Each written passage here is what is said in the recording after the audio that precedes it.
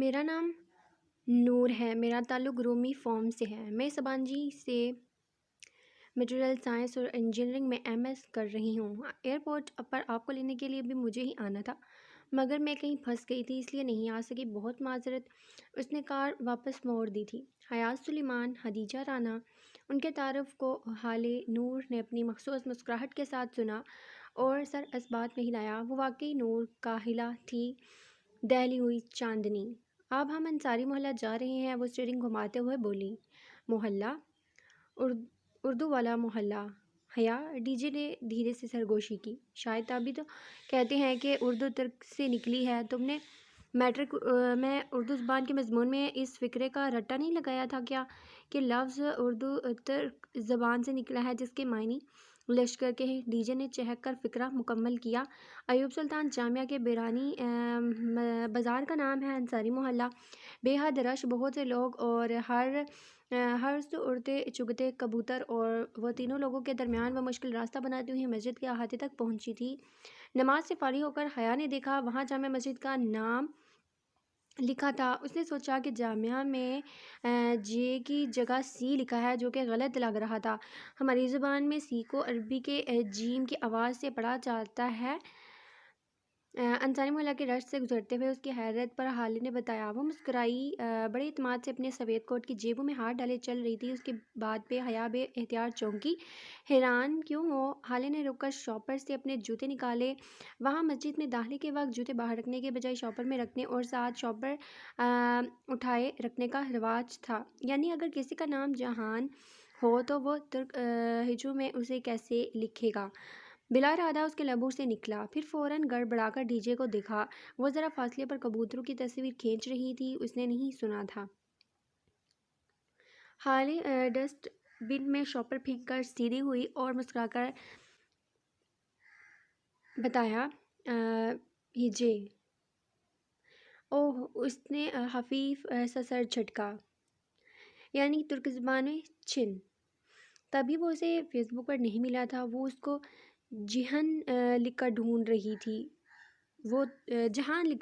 تھی، مگر وہ تو اپنے نام کو چھہن لکھتا ہوگا۔ گلی صاف ستھری تھی اور کشادہ تھی۔ دونوں اطراف میں دکانوں کے دروازے کھلے تھے۔ آگے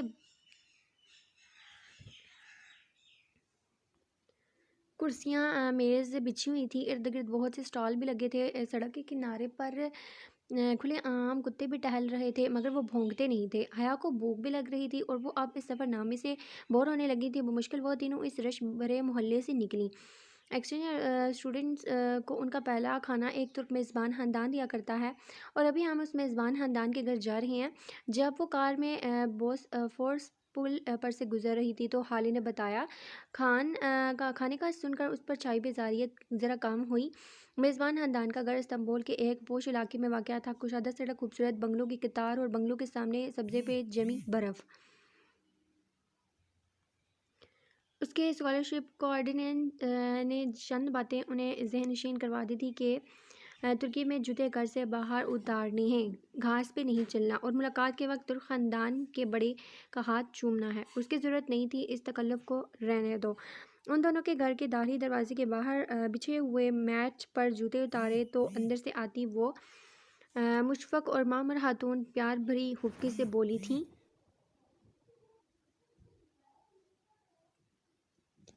پہلے دن کوئی اصول نہیں ہوتے۔ السلام علیکم اور ترکی میں خوش آمدید۔ آپ کے اصولوں کی پاسداری میں ہمارے لیے فخر ہے۔ حیا نے مسکراتے ہوئے اب ہاتھ تھام کر اور سر جھکا کر ان کے ہاتھ کی پشت کو لبوں سے لگایا۔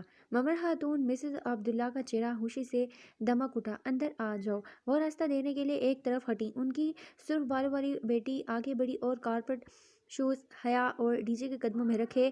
وہ ریشمی کپڑے سے بنے کوٹ شوز کی شکل کے جوتے تھے۔ وہ واپس آئی تو ڈائننگ ہال میں کھانا لگایا جا رہا تھا۔ ڈی جے جھک کر پیار سے مسز عبداللہ کی نواسی عروہ سے کچھ کہہ رہی تھی۔ وہ تین خواتین چھوٹا سا کنبہ تھا، اور چونکہ وہ دونوں لڑکیاں تھیں سو حالے نے ایسے ترک خاندان کا چناؤ کیا تھا جس میں کوئی مرد نہ ہو۔ اسی پل مسز عبداللہ سوپ کا بڑا سا پیالہ اٹھائے آئیں۔ حالے مستعدی سے ان کی ہیلپ کروا رہی تھی۔ تم کیا کہہ رہی تھی؟ تمہارا کوئی رشتہ دار بھی ہے ادھر؟ انہوں نے سوپ کا پیالہ میز پر رکھا۔ جی میری پھپھو ہیں ادھر۔ کدھر رہتی ہیں؟ ادھر ہی۔ اس نے پرس سے مڑا کاغذ نکال کر حالے کو تھمایا۔ حالے نے ایک نظر اس کاغذ کو دیکھا اور پھر اس بات میں سر ہلا دیا۔ کل میں ملوا دوں گی تمہیں، ان سے کھانا شروع کرو۔ اس نے کاغذ واپس حیا کی طرف بڑھا دیا۔ ڈی جے ہم واقعی ترکی میں بھوکے مریں گے؟ اس ملغوبے کی شکل دیکھو، مجھے تو پھر سے متلی ہو رہی ہے۔ حیا مسکراتے ہوئے ہولے سے اردو میں بولی۔ مسز عبداللہ نے ناسمجھی سے اسے دیکھا۔ یہ کہہ رہی ہے کہ ان خواتین کا ہلوس اسے شرمندہ کر رہا ہے۔ ڈی جے نے جلدی سے ترجمائی کرتے ہوئے میز کے نیچے سے اس کا پیر زور سے کچلا۔ اوہ شکریہ۔ مسز عبداللہ مسکرا کر کھانا پیش کرنے لگی۔ سوپ دراصل مسور کی دال کا شوربہ تھا اور اردو جیسی ترک میں اسے چوربا کہتے تھے۔ وہ ذائقے میں شکل سے بڑھ کر بدمزہ تھا۔ چند لمحوں بعد ہی دونوں پاکستان ایکسچینج اسٹوڈنٹس کی برداشت جواب دینے لگی۔ حیا مجھے الٹی آنے والی ہے اور میں مرنے کے قریب ہوں۔ وہ بدوقت چہروں پر مسکراہٹ سجائے چمچہ بھر رہی تھی۔ ترک خواتین بہت مرغوبیت سے سوپ پی رہی تھی۔ شوربہ ختم ہوا تو کھانا آ گیا۔ وہ اس سے بھی بڑھ کر بدمزہ تھا۔ ایک چاولوں کا پلاؤ تھا۔ پلاؤ شکل میں ابلے چاولوں سے مختلف نہ تھا۔ ساتھ چنے کا سالن اور موری کی گریوی تھی جو کہ منچورین کی طرح دکھتی تھی۔ وہ 1.5 دن کی بھوکی تھی اور اوپر سے یہ بدمزہ کھانے مزید حالت خراب کر رہے تھے۔ وہی ترک خواتین ہی کھا رہی تھی۔ پلاؤ کا پیالہ بھی ختم ہوا تھا اور ہم پاکستانی میزبانوں کے برعکس وہ اسے دوبارہ بھرنے کے لیے دوڑی نہیں تھی۔ وجہ ان کے خلوص کی کمی نہ تھی بلکہ شاید یہی ان کا طریقہ تھا کہ پیالہ ایک ہی دفعہ بھر کر رکھا جاتا تھا۔ خدیجہ تمہاری دوست مجھے کچھ پریشان سی لگ رہی ہے۔ خیریت؟ مسز عبداللہ نے پوچھ ہی لیا۔ ڈی جے نے گڑبڑا کر اسے دیکھا۔ سب کھانے سے ہاتھ روک کر اسے دیکھنے لگے تھے۔ لگتا ہے آپ لوگ پڑھ کر ہی تھک جاتے ہو، کمنٹ کرنے کی ہمت ہی نہیں ہوتی۔ ٹھیک کہہ رہی ہوں نا گرلز؟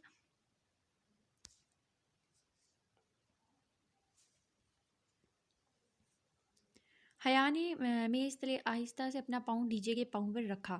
فیملی فرنٹ کی ہما کوئی معقول وجہ بتاؤ ان کو۔ نہیں، وہ دراصل حیا بہت ڈرپوک ہے۔ اسے اسٹریٹ کرائم سے بہت ڈر لگتا ہے اور یہ پہلی دفعہ اکیلی یورپ آئی ہے تو یہ پوچھ رہی ہے کہ کہیں استنبول میں کوئی آرگنائزڈ کلر سے تو واسطہ نہیں پڑے گا نا؟ کریمنل سے۔ حیا حفظ سے سر جھکائے لب کاٹتی رہی۔ وہ خالی ہاتھ ان کے گھر آئی تھی اور انہوں نے میز بھر دی تھی، پھر بھی اس کے نخرے ختم ہونے میں نہیں آ رہے تھے۔ اسے بے حد پچھتاوا ہوا تھا۔ وہ بات سنبھالنے پر ڈی جے کی بے حد ممنون تھی۔ قطعاً نہیں، استنبول بہت محفوظ شہر ہے۔ سرخ بالوں والی لڑکی رسان سے بولی۔ یہاں پولیس ایسے لوگوں کو کھلے عام نہیں پھرنے دیتی۔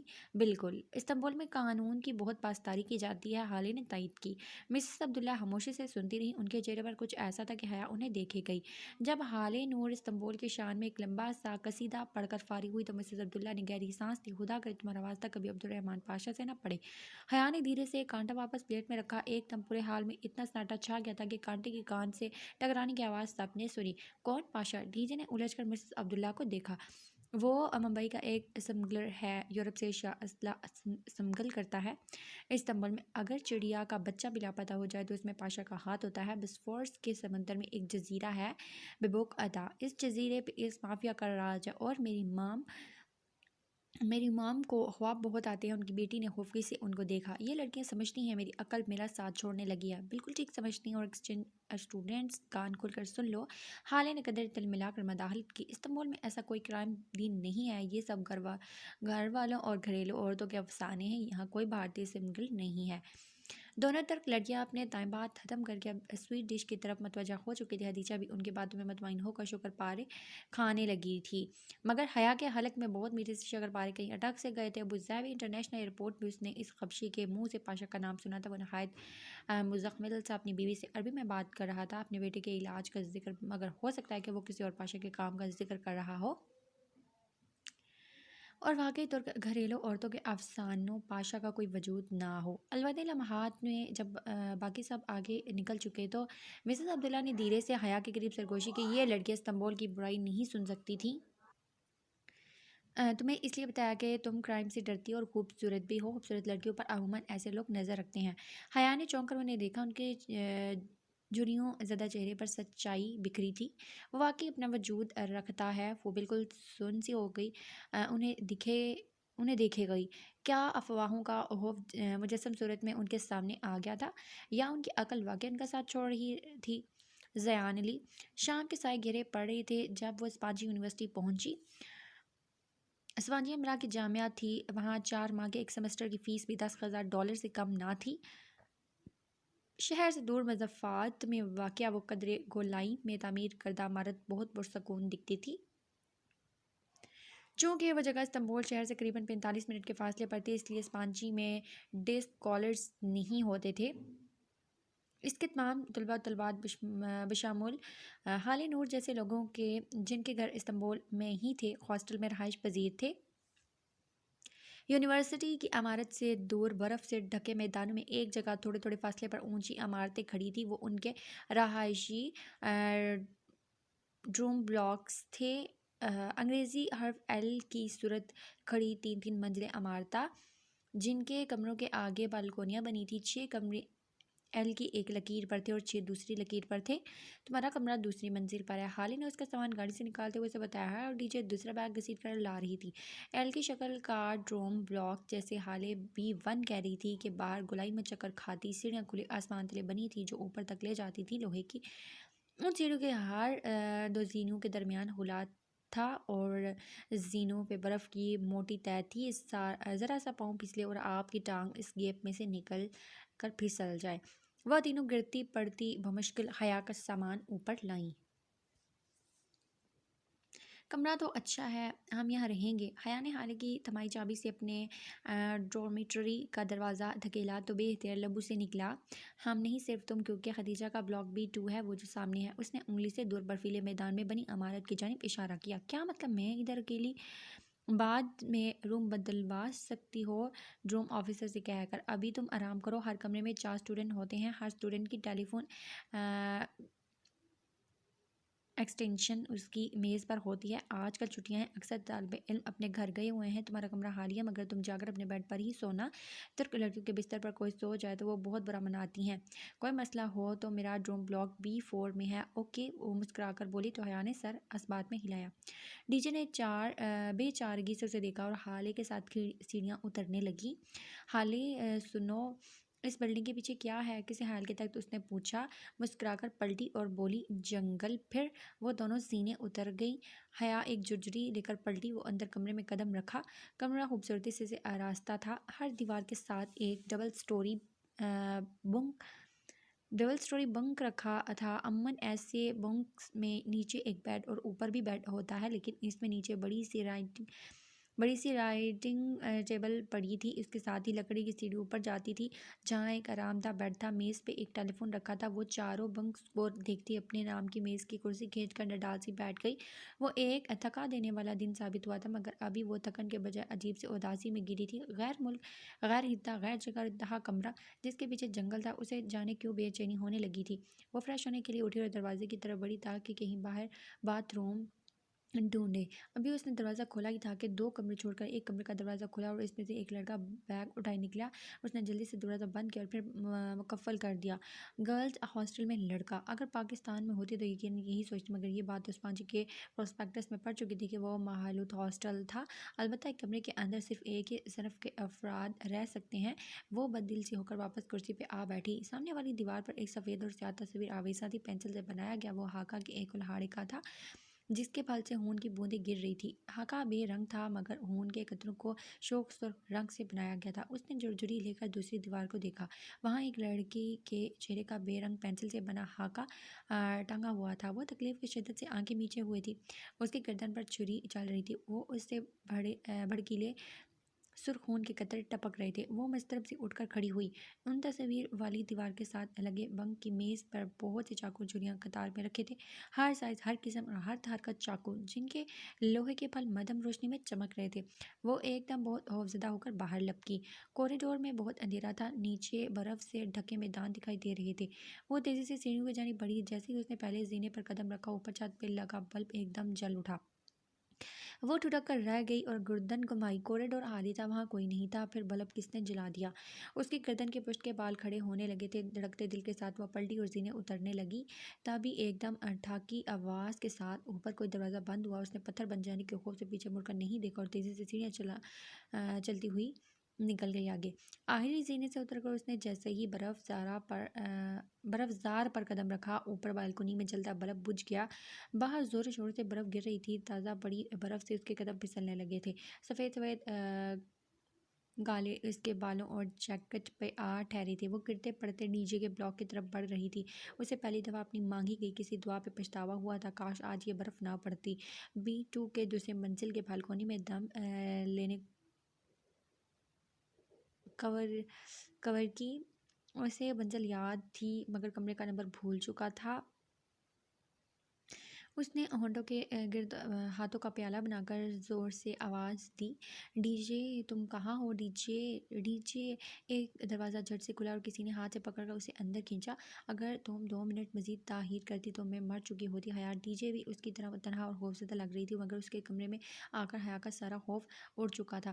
ڈرو مت، تمہارے لیے ہی تو آئی ہوں۔ مجھے پتا تھا تم اکیلی ڈر رہی ہوگی ورنہ میرا کیا ہے، میں تو کہیں بھی رہ لیتی ہوں۔ وہ لاپرواہی سے شانے چکا کر بولے، پھر بے اختیار جمائی رکی۔ خوف ختم ہوا تو نیند طاری ہونے لگی۔ مگر ڈی جے میں سونگ کی در 3 خالی بیڈز پر کانٹے بچھے ہوئے ہیں کیا؟ مگر حالی نے کہا تھا کہ ترک لڑکیاں فی الحال یہاں نہ حال نور ہے اور نہ ہی ترک لڑکیاں، مگر اللہ تو دیکھ رہا ہے۔ غیر ملک میں اس کا سویا ہوا خوف خدا جاگ اٹھا تھا اور مجھے امید ہے کہ اللہ تعالیٰ حال نور کو پتہ نہیں لگنے دے گا۔ اب بستر میں گھسو اور سو جاؤ۔ خدا جانے مجھے کس پاگل کتے نے کاٹا تھا جو ترکی آگے آگے جھیل پیچھے جنگل، اتنی وحشت۔ ڈی جے نے کمبل میں لیٹے مسلسل بڑبڑا رہی تھی۔ نیند سے تو وہ بے حال ہونے لگی تھی۔ سو ڈی جے کے قریب بینک کی سیڑھیاں پھلانگ کر اوپر کمبل میں لیٹ گئی۔ حیا وہ کنچی نیند میں تھی جب ڈی جے نے اسے پکارا۔ اس کی پلکیں اتنی بوجھل تھی کہ انہیں کھول نہیں پا رہی تھی۔ سامنے والے کمرے بڑی ہینڈسم لڑکے رہتے تھے، میں نے انہیں کمرے میں جاتے دیکھا ہے۔ اچھا، اس کا ذہن غنودگی میں ڈوب رہا تھا۔ اور سنو، وہ پلاؤ اتنا برا بھی نہیں تھا، ہمیں سفر کی تھکاوٹ کی وجہ سے بے حد برا لگا۔ اور سنو، مگر ڈی جے کے بات مکمل ہونے سے قبل ہی وہ سو چکی تھی۔ دروازے پر مدھم سی دستک ہوئی تو وہ سرعت سے کرسی سے اٹھی، ایک نظر سوتی ڈی جے پہ ڈالی، دوسری اپنے زیر استعمال بینک پہ جو دوبارہ سا بنا سلوٹ اور شکن کے بنایا جا چکا تھا اور جس پہ ترک لڑکیوں کے اعتماد کے خون کیے جانے کی کوئی نشانی باقی نہ تھی، اور دروازہ کھول دیا۔ السلام علیکم چند اسٹوڈنٹس۔ حالی نور خشاش پشاش مسکرائی کھڑی ہوئی تھی۔ وہ یوں تھی گویا دھلی ہوئی چاندنی۔ سیاہ اسکارف چہرے کے گرد لپیٹے، ہلکی سبز لمبی جیکٹ تلے سفید جینز پہنے، شانے پہ بیگ اور ہاتھ میں چابیوں کا گچھا پکڑے وہ پوری تیاری کے ساتھ آئی تھی۔ وعلیکم السلام، آؤ حالے، میں تمہارے روم میں گئی تھی لیکن تم وہاں نہیں تھی، میں نے اندازہ کیا کہ تم یہیں ہوگی۔ حالے نے اپنا بیگ میز پہ رکھا اور کرسی کھینچ کر نفاست سے بیٹھی۔ ہاں، میں صبح ہی ادھر آ گئی تھی، ڈی جے کی یاد آ رہی تھی۔ حدیجہ سو رہی ہے؟ حالے نے گردن اونچی کر کے اوپر دیکھا جہاں ڈی جے 2 موٹے کمبل ہود پہ اوڑھے سو رہی تھی۔ ہاں، اور شاید دیر تک سوتی رہے۔ اوہ، میں نے سوچا تھا کہ تمہارے فون رجسٹر کروانے چلیں۔ آج ترکی میں غیر ملکی فون پہ ترک سم کارڈ 1 ہفتے کے بعد بلاک ہو جاتا ہے۔ ہاں بالکل، تم لوگ جاؤ اور میرا فون بھی لے جاؤ، میں 2 گھنٹے مزید سوؤں گی۔ کمروں کے اندر سے آواز آئی تو حالی مسکرائی۔ مسکراتے ہوئے اس کی چمکتی سرمئی آنکھیں چھوٹی ہوتی جاتی تھی۔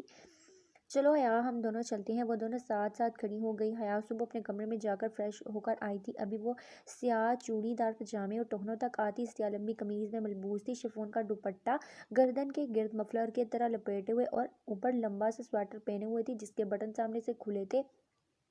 کچھ دن میرے خوش قسمت دن ہوتے ہیں جب میرے پاس کار ہوتی ہے اور کچھ دن بدقسمت دن جب میرے پاس کار نہیں ہوتی، اور آج میرا خوش قسمت دن ہے، حالے نے اٹھتے ہوئے بتایا۔ ابھی ہم قریبی دکانوں میں جائیں گے، اگر وہاں سے فون رجسٹر نہ ہوئے تو جواہر چلیں گے، اس کے بعد وہاں سے جہانگیر۔ جواہر؟ حیا نے ابرو اٹھائی۔ جہانگیر کو اس نے کسی ترک کا نام سمجھ کر نظر انداز کر دیا۔ جواہر شاپنگ مال ہے، یورپ کا سب سے بڑا اور دنیا کا 6واں بڑا شاپنگ مال۔ اوہ اچھا، جیسے پارک ٹاورز؟ اوپر کمروں سے آواز آئی۔ Park towers? حالے نے گردن اٹھا کر حدیجہ کے کمروں کو دیکھا۔ ہمارے پارک ٹاورز ایشیا کے سب سے بڑے شاپنگ مال میں شمار ہوتا ہے۔ نائس، خیا نے اس کے جانے کی تسلی کر لی، پھر لپک کر پیچھے آئی اور سیڑھی پر چڑھ کر ڈی جے کا کمبل کھینچا۔ یہ پارک ٹاورز اشیاء کا سب سے بڑا مال کب سے ہو گیا؟ اس نے کون سے جا کر چیک کر لینا ہے، تھوڑا شو مارنے میں کیا حرج ہے؟ ڈی جے غراب سے کمبل میں گھس گئی۔ حالد ڈرائیو کرتے ہوئے متاسف سی بار بار معذرت کر رہی تھی، فون رجسٹرڈ نہیں ہو سکے تھے۔ ایویا کی دکان پہلے تو ملی نہیں، اور دوسری موبائل کمپنیوں کی دکانیں ہی ہر جگہ تھیں، یوں جیسے آپ کو زونگ کی دکان تلاش ہو اور ہر طرف یوفون کی دکانیں ہیں۔ بمشکل ایک دکان ملی تو اس کا مینیجر شاپ بند کر کے جا رہا تھا، لاکھوں منتوں پر بھی اس نے دکان نہیں کھولی اور چلا گیا۔ اب حالے مسلسل شرمندگی کا اظہار کر رہی تھی۔ بس کرو حالے، بعد میں ہو جائے گا، اب مجھے شرمندہ مت کرو۔ خیر تمہارا دوسرا کام تو کرو، جہانگیر چلتے ہیں۔ حالے نے گہری سانس اندر کھینچی، گاڑی سڑک پر رواں دواں تھی اور کھڑکی کے باہر ہر سو برف دکھائی دے رہی تھی۔ تم ڈریس دکھاؤ، ہم پہنچنے والی ہیں۔ کدھر؟ حیا نے ناسمجھی سے ڈرائیو کرتے ہوئے حالے کو دیکھا۔ جہانگیر، اور کدھر؟ وہاں کیا ہے؟ تمہاری آنٹی کا گھر، کل کہا جو تھا کہ تمہیں لے جاؤں گی، صبح بتایا بھی تھا، بھول گئی؟ تم مجھے ادھر لے کر جا رہی ہو؟ ہاں نا، آپ ایڈریس بتاؤ، اسٹریٹ نمبر تو مجھے یاد رہ گیا تھا، آگے بتاؤ۔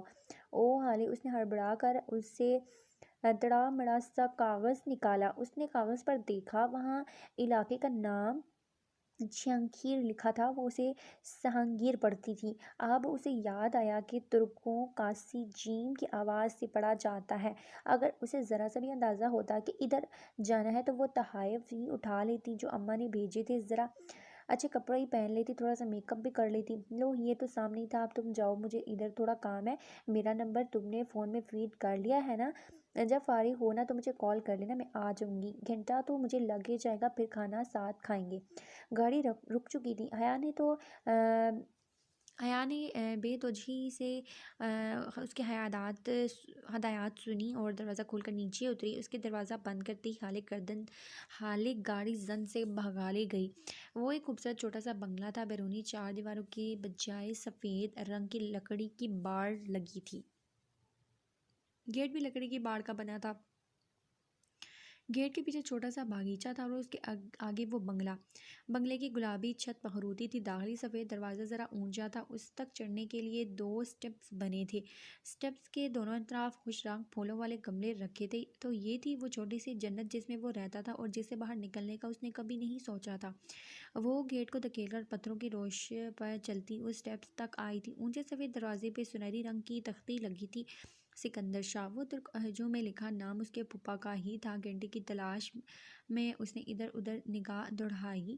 اس گھر میں بہت سی لکڑی کی کھڑکیاں بنی تھیں اور شاید کوئی کھڑکی کھلی بھی تھی جس سے مسلسل ایک ٹھک ٹھک کی آواز آ رہی تھی، جیسے کوئی ہتھوڑی یا کلہاڑی کو لکڑی پہ زور سے مار رہا ہو۔ اس نے کپکپاتی انگلی سے گھنٹی پر ہاتھ رکھا اور سنہری ڈور نوب چمکتے دھات میں اپنا عکس دیکھا۔ کاجل سے لبریز بڑی سیاہ آنکھیں، دونوں شانوں پر پھسل کر نیچے گرتے بال اور سردی سے سرخ پڑتی ناک، وہ سیاہ لباس میں چینی کی مورت لگ رہی تھی، گھبرائی ہوئی پریشان سی مورت۔ اس نے گھنٹی سے انگلی ہٹائی تو ٹھک ٹھک کی آواز بند ہو گئی۔ چند لمحے بعد لکڑی کے فرش پہ قدموں کی چاپ سنائی دی، کوئی انجان زبان میں بڑبڑاتا دروازہ کھولنے آ رہا تھا۔ وہ لب کاٹتے ہوئے کسی مجرم کی طرح سر جھکائے کھڑی تھی۔ جب دروازہ کھلا، چوکھٹ پر بچی ڈور میٹ پہ اسے دروازہ کھولنے والے کے پاؤں دکھائی دیے۔ اس کی نگاہیں دھیرے سے اوپر اٹھی تھیں۔ بلو جینز اور اوپر گرے سویٹر میں ملبوس، وہ ایک ہاتھ میں ہتھوڑی پکڑے کھڑا تھا۔ سویٹر کے آستینیں اس نے کونیوں تک موڑ رکھی تھی اور اس کے کسرتی بازو جھلک رہے تھے۔ حیا نے دھیرے سے چہرہ اٹھا کر اسے دیکھا۔ اس کا سانس لمحے بھر کو ساکت ہوا تھا۔ وہ ویسا ہی تھا جیسے اپنے بچپن کے تصاویر میں لگا کرتا تھا، وہی برے بال جو بہت اسٹائلش انداز میں ماتھے پر گرے تھے، پرکشش آنکھیں، اٹھی مغرور ناک، سنہری رنگت کے تیکھے نقوش۔ وہ ماتھے پہ تیوری لیے آنکھیں گیڑے اسے دیکھ رہا تھا۔ اس نے ترک میں اس سے کچھ پوچھا تو وہ چونکی۔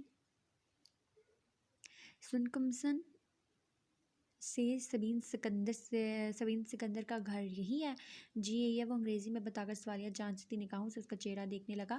اسے لگا وہ بسفورس کے حل پہ ہتھیلیاں پھیلائے کھڑی ہے، وہ نیلے پانیوں کو چھو کر آتی ہے، اس کے بال پیچھے کو اڑ رہے ہیں، وہ کسی گہری خواب کے زیر اثر تھی، حسین خواب کے۔ میں ان کے مہمان ہوں، پاکستان سے آئی ہوں، وہ اٹک ٹک کر بول رہی تھی۔ اس کے سامنے اس کی ساری حدت ماتی ہوا ہو گئی تھی، ایک دم خود کو بہت کمزور محسوس کرنے لگی تھی۔ کیسے مہمان؟ اس کا انداز اکھڑا اکھڑا سا تھا۔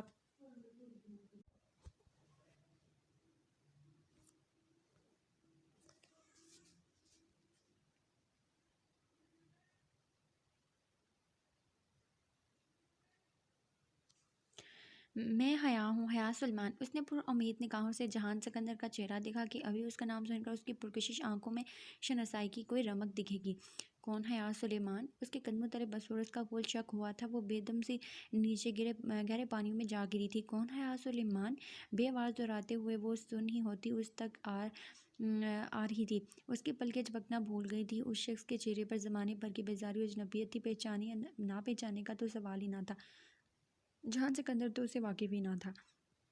کون مادام؟ اس نے قدرے اکتا کر دہرایا۔ حیا نے خفیف سا سر جھٹکا، پھر لب بھینچ لیے۔ میں سبین پھپھو سے ملنے آئی ہوں، ان کے بھائی سلمان کی بیٹی ہوں، وہ جانتی ہیں مجھے۔ اوکے، اندر آ جاؤ۔ وہ شانے جھکا کر واپس پلٹ گیا۔ وہ جھجک کر اوپر زینے پہ چڑھی۔ پائد ان کو دیکھ کر کچھ یاد آیا تو فوراً پیر جوتے سے نکالے اور لکڑی کے فرش پہ قدم رکھا۔ فرش بے حد سرد تھا اور راہداری کے اس پار جہاں اس نے جہان کو جاتے دیکھا تھا وہاں سے ہتھوڑے کی ٹھوک پھر سے شروع ہو چکی تھی۔ وہ راہداری ابوٹ کر کے کچن کے دروازے میں آ کھڑی ہوئی۔ امریکی طرز کا خوش نفاست سے آراستہ تھا۔ عین وسط گول میز کے گرد 4 کرسیوں کا پھول بنا تھا۔ ایک جانب کاؤنٹر کے ساتھ وہ حیا کی جانب پشت کیے کھڑا تھا۔ اس کے ہاتھ میں ہتھوڑی تھی جسے وہ اوپر کمبڈ کے کھلے دروازے کے جوڑ پر زور زور سے ضربے لگا رہا تھا۔ وہ چند لمحوں کے شش و بنچ کے بعد ڈھیٹ بن کر آگے آئی۔ وہ قدرے آواز کے ساتھ کرسی کھینچی۔ وہ بے اختیار چونک کر پلٹا۔ ڈرائنگ روم ہے۔ وہ ناگواری سے لب بھینچ کر واپس کمبڈ کی طرف مڑ گیا۔ اس نے ایک ہاتھ سے کمبڈ کے دروازے کے جوڑ پہ کسی شے کو پکڑ رکھا تھا اور دوسرے ہاتھ سے ہتھوڑی مار رہا تھا۔ حیا سلمان نے زندگی میں کبھی اتنی تذلیل محسوس نہیں کی تھی۔ مام۔ چند لمحے گزرے تو وہ اسی طرح اپنے کام کی طرف متوجہ چہرے پہ ڈھیروں سنجیدگی لیے پکارنے لگا۔ وہ انگلیاں مروڑتی ٹانگ پہ ٹانگ رکھے سر جھکائے بیٹھی تھی۔ چوکھٹ پہ آہٹ ہوئی تو سر اٹھایا۔ راہداری سے برتن ہاتھ میں لیے سبین پھپھو اسی پل کچن میں داخل ہوئی تھی۔ کندھوں تک آتے بال اور کھلے لمبے اسکرٹ کے اوپر سرمئی سویٹر پہنے وہ کچھ بولتی آ رہی تھی۔ اسے بیٹھا دیکھ کر ٹھٹک کر رہ گئی۔ حیا میرا بچہ، تم کب آئی؟ برتن کاؤنٹر پر تقریباً گرا کے وہ اس کی طرف لپکی۔ وہ جو جہان کے سرد مہر رویے پہ بدل سی بیٹھی تھی گڑبڑا کر اٹھی، بہت گرم جوشی سے اسے گلے لگا کر اس کی پیشانی چومی، پھر بے حد محبت اور اپنائیت بھری نم آنکھوں سے مسکرا کر اس کا چہرہ دیکھا۔ فاطمہ نے بتایا تھا کہ تم کچھ روز تک آؤ گی ملنے۔ میں سوچ رہی تھی کہ تم تھکن اتار لو گی تو میں خود ہی تم سے ملنے آؤں گی۔ کیسی ہو تم؟ کتنی پیاری ہو گئی ہو۔ وہ آپ اس کے ساتھ والی کرسی پہ بیٹھی محبت سے اس کا ہاتھ تھامے کہہ رہی تھی۔ میں ٹھیک ہوں پھپھو، آپ کیسی ہیں؟ وہ بد وقت مسکراتی انہیں کی طرح انگریزی میں گفتگو کر رہی تھی۔ تم کتنی بڑی ہو گئی ہو، آنکھیں تو بالکل سلمان بھائی جیسی ہیں۔ لوگ کہتے ہیں میری آنکھیں میری اماں سے ملتی ہیں پھپھو۔ وہ ہلکا سا جتا گئی تھی۔ بھائی، مجھے تو تم میرے بھائی کا ہی عکس لگتی ہو۔ اور سب کیسے ہیں؟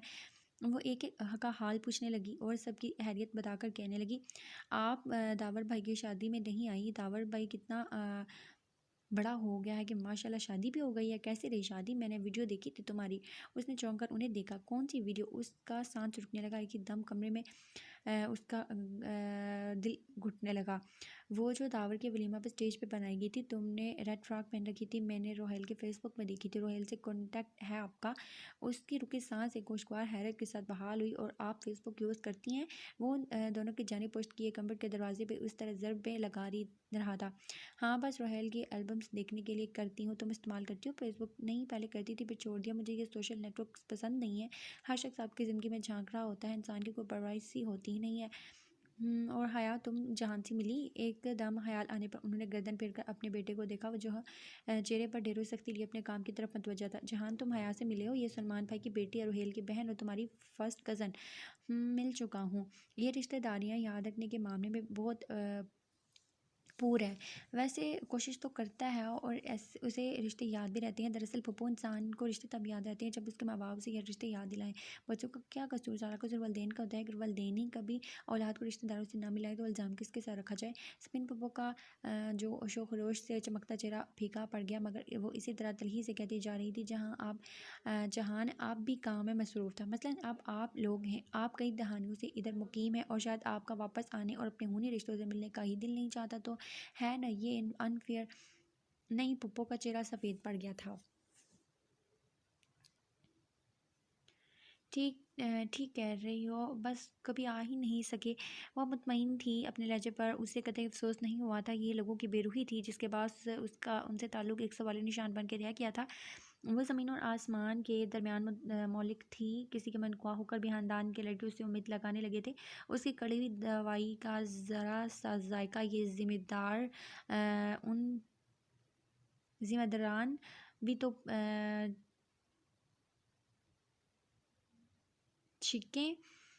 چکھیں، جنہیں اپنے بیٹے کو یہ بتانا یاد رہا تھا کہ وہ اس کی کزن ہے، اور بس۔ اس کی نگاہ فریج کے اوپر رکھے فوٹو فریم پر پڑی۔ اس میں ایک خوش شکل درمیانی عمر کے صاحب مسکرا رہے تھے، سر پہ آرمی کی کیپ اور کندھوں پہ سجے تمغے اور پھول ستارے۔ یہ پھوپھا ہیں۔ وہ گردن اٹھا کر حیرت سے تصویر دیکھنے لگی۔ سبین پھوپھو نے اس کی نگاہوں کے تعاقب میں دیکھا اور دھیرے سے سر ہلا دیا۔ انسان کو رشتے تب یاد رہتے ہیں جب اس کے ماں باپ اس کو رشتے یاد دلائیں۔ وہ پلٹے بنا ہاسا جتا کر بولا تو خیال چونکی، وہ تو اسے اپنا اتنا لا تعلق سمجھ رہی تھی۔ اس کا خیال تھا جہان نے اس کی طرف باتوں پہ دھیان نہیں دیا، مگر نہیں، وہ بظاہر نظر انداز کی سب سن رہا تھا۔ وہ ذرا محتاط سی ہو کر سیدھی ہوئی۔ میرا مطلب تھا پھوپھا آرمی میں تھے؟ پاکستان آرمی میں؟ نہیں۔ جہان ہتھوڑی سلیب پر رکھ کر آگے بڑھا اور فریج پر رکھا فریم گرا دیا۔ تصویر والی طرف فریج کی چھت پہ سجدہ ریز ہو گئی۔ حیا، تم نے کھانا تو نہیں کھایا نا؟ میں بس لگا رہی ہوں۔ پھوپھو اب سنبھل کر دوبارہ سے اشاش بشاش ہو گئی تھی۔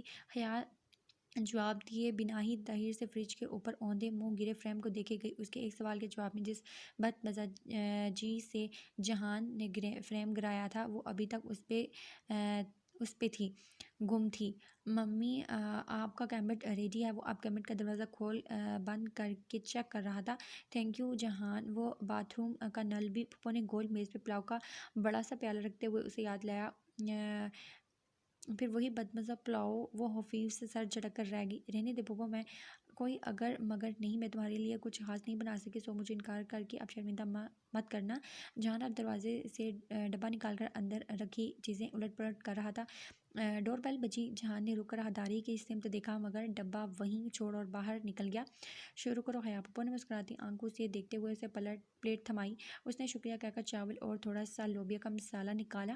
راہداری کے اس پار جہان کسی مرد سے ترک میں کچھ بول رہا تھا۔ وہ دونوں مدھم آواز اس تک سنائی دے رہی تھی۔ دوسرے ہی چمچے میں وہ پلاؤ سے مزیدار لگنے لگا۔ ڈی جے سے ہی کہتی تھی ان کو کھانا صرف سفر کے مطلب کے باعث بدمزہ لگا تھا۔ پھوپھو، آپ کے ہاتھ میں بہت ذائقہ ہے۔ حیا اس کا چمچہ پکڑے منہ تک جاتا، ہاتھ اور بات دونوں رک گئے۔ بے یقینی سے اس نے گردن موڑی۔ جہان راہداری سے اسے پکارتا آ رہا تھا۔ کیا اس مغرور اور بد دماغ آدمی کو اس کا نام یاد رہ گیا تھا؟ وہ دھیرے دھیرے سڑک کنارے چلنے لگی۔ رسید ابھی تک اس کے ہاتھ میں تھی۔ وہ گھنٹہ بھر پہلے تک خود اس بات سے ناواقف تھی کہ جہانگیر جا رہی ہے۔ پھر اس نے کو کیسے علم ہوا؟ کیا وہ اس کا پیچھا کر رہا تھا؟ کیا اس کا تعاقب کیا جا رہا تھا؟ لیکن ایک پاکستانی آفیسر کے ایک غیر ملک میں اتنے ذرائع کیسے ہو سکتے ہیں؟ صرف اسے تنگ کرنے کے لیے اتنی لمبی چوڑی منصوبہ بندی کون کرے گا؟ وہ کالونی کے سرے پر نصب بیٹھ گئی۔ اس کی نگاہیں برف سے ڈھکی گھاس پہ جمی تھی۔ اسے حال ہے کہ آنے تک یہیں بیٹھنا تھا۔